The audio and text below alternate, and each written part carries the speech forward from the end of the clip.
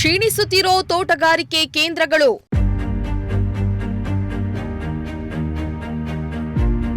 ಅಧಿಕಾರಿಗಳ ನಿರ್ಲಕ್ಷ್ಯದಿಂದ ಒಣಗ್ತಾ ಇರೋ ಗಿಡಗಳು.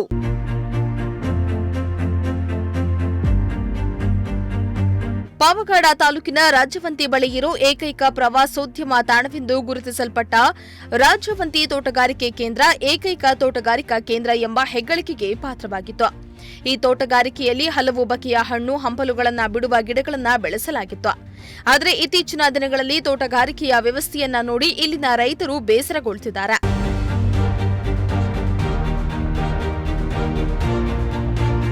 ಇತ್ತೀಚಿನ ದಿನಗಳಲ್ಲಿ ಸಪೋಟ ಗಿಡಗಳು ನೀರಿಲ್ಲದೆ ಗಿಡದಲ್ಲಿಯೇ ಸಪೋಟ ಹಣ್ಣುಗಳು ಒಣಗೋಗ್ತಾ ಇವೆ.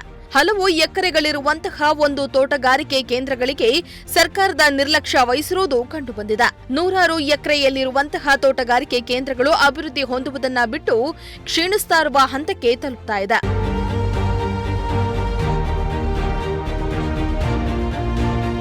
ಇನ್ನು ಪಾವಗಡ ತಾಲೂಕಿಗೆ ಎತ್ತಿನಹೊಳೆ ಯೋಜನೆಯು ಬರುವಂತಹ ದಿನಗಳಲ್ಲಿ ವಿಶೇಷವಾಗಿ ತೋಟಗಾರಿಕೆ ಕೇಂದ್ರಗಳಿಗೆ ನೀರಿನ ವ್ಯವಸ್ಥೆ ಕಲ್ಪಿಸಿದರೆ ಮಾತ್ರ ತೋಟಗಾರಿಕೆ ಇಲಾಖೆ ಗಿಡಗಳು ಉಳಿಸಲು ಸಾಧ್ಯ.